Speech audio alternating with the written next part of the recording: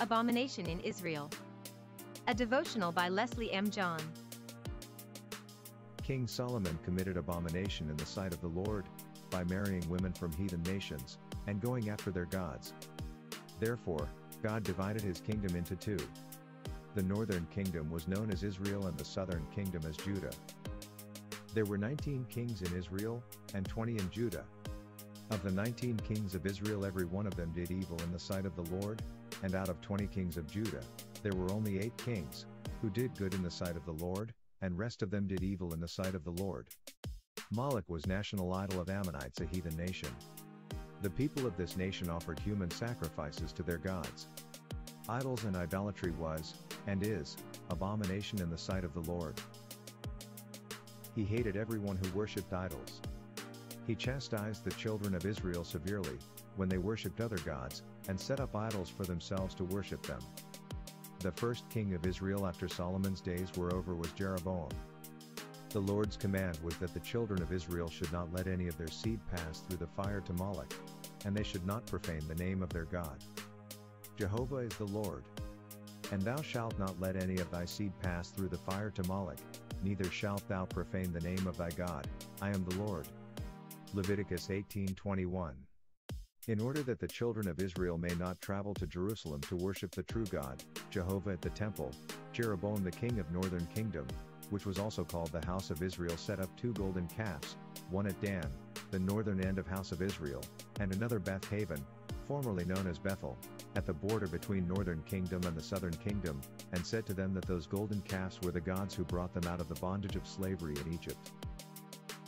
What an ingratitude of Jeroboam, who was once a trusted official of King Solomon, that he not only revolted against Solomon, but prevented Israelites from northern region to worship the true God, who delivered them not only from the bondage of slavery in Egypt, but also led them through wilderness by providing them food and water, in addition to protecting them with pillar of cloud by day, and pillar of fire by night. Whereas the true God is Jehovah, the God of Abraham, the God of Isaac and the God of Jacob, it was because the children of Israel, who gave the entire credit to the other gods, and the idols that angered the Lord, who chastised them severely, and they who won battles against mighty kings with the help of the true God faced utter shame when the Lord was not their help. They lost battles to the weak nations such as Moab and Edom, who rode upon them and scored victory. The Lord handed over the northern kingdom to the Assyrians, who scattered them away from their land. God alone knows where the house of Israel is at present. The Lord handed over the southern kingdom into the hands of Nebuchadnezzar, king of Babylon, who took them captive.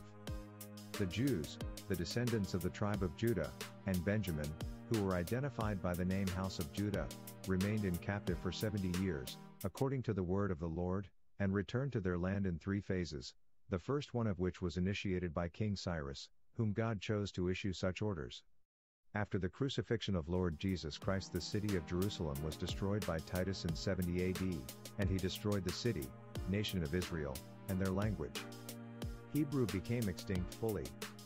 However, in fulfillment of the prophecy in Ezekiel chapters 36 and 37, they were brought back to Israel, and the nation emerged as independent, and their language Hebrew was restored as their national language. It is so sad that even after God bringing them back to their land, many of them still remain as atheists, and that is the reason why the promised land in full is not restored yet. They will have their promised land in full in the 1,000-year reign of Lord Jesus Christ.